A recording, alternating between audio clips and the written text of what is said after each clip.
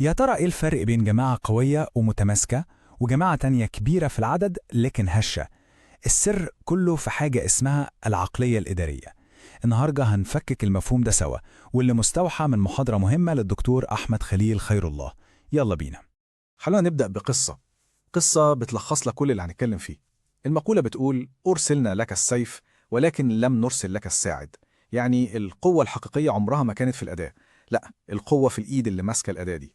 تعالوا نشوف القصة دي أصلها إيه. صاحب المقولة دي هو واحد من أشهر محاربين العرب، اسمه عمرو بن معد يكرب.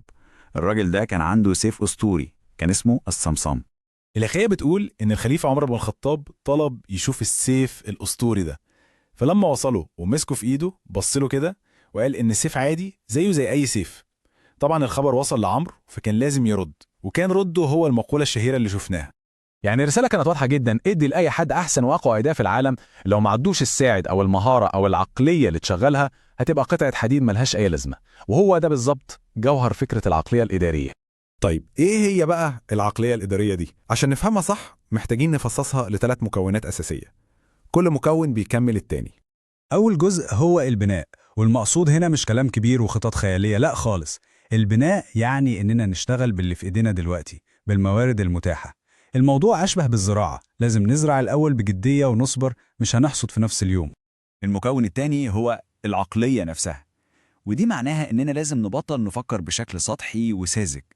لازم يبقى فيه تدبر، يعني نفكر بعمق ونتعلم من كل غلطة عشان ما نكررهاش تاني. وآخر حاجة هي الإدارية، ودي مش مجرد كلمة عن المكاتب والورق، لا، دي معناها إن في نظام أو إطار عمل بيدير كل حاجة. والأهم إن النظام ده لازم يكون نابع من قيمنا ومبادئنا إحنا، مش مجرد تقليد أعمى لأنظمة تانية من بره.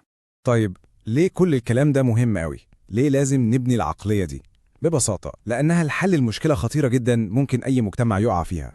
في وصف دقيق جدا للحالة دي في حديث نبوي، بيوصف حالة الأمة لما تكون أعدادها كبيرة جدا لكنها زي غثاء السيل. عارفين الرغوة اللي بتبقى فوق مياه السيل؟ شكلها كبير وضخم لكنها خفيفة وهشة، وأي شوية هوا يطيروها.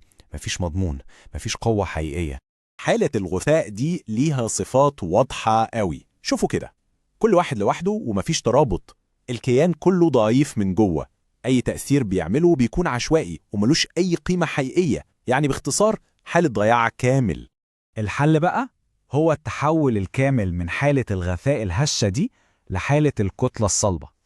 يعني بدل ما نكون أفراد متفرقين نتحول لكيان واحد، مؤسسة قوية ومتماسكة.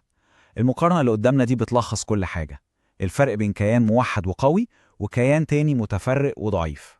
وهنا بتيجي أهم نقطة يمكن في الموضوع كله. قوة المؤسسة الحقيقية إنها بتكمل وما بتنتهيش بمجرد رحيل شخص، مش مرتبطة بفرد واحد مهما كان عبقري أو قوي، لأنها كيان أكبر من أي شخص. طب عشان الصورة توضح أكتر، تعالوا نشوف مثال تاريخي عظيم بيورينا يعني إيه عقلية مؤسسية قوية وقت الأزمات. القصة دي حصلت بعد غزوة أحد. الموقف كان صعب جدا على المسلمين، فالقائد التاني أبو سفيان حب يتأكد هل هم انكسروا فعلا ولا لسه فيهم روح، فقرر يعمل اختبار نفسي وذكي جدا. بصوت عالي سأل أول سؤال: أفيكم محمد؟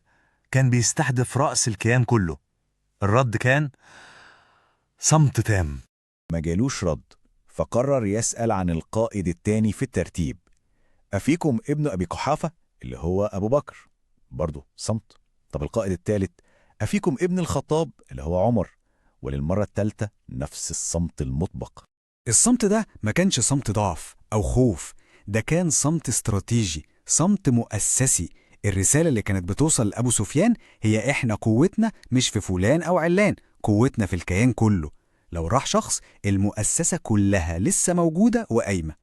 المسلمين ما ردوش غير لما أبو سفيان اتكلم عن المبدأ الأساسي اللي قايم عليه الكيان كله، لما قال أعلو هبل. هنا بس الرد جه، بس الرد ما كانش باسم شخص، الرد كان باسم المبدأ: الله أعلى وأجل. وده هو المعنى الحقيقي للمؤسسة، استجابة واحدة بصوت واحد بتدافع عن المبدأ مش عن الشخص. ده اللي بيخلي أي كيان صامت وما يقدرش أي حد يهزه بسهولة. وفي النهاية السؤال ده بيفضل يطرح نفسه علينا كلنا في أي شغل أو مجتمع بنكون فيه: هل إحنا بنبني أفراد أبطال ممكن يختفوا في أي لحظة، ولا بنبني مؤسسات قوية بتكمل وبتعيش بعدنا؟ سؤال يستحق نفكر فيه.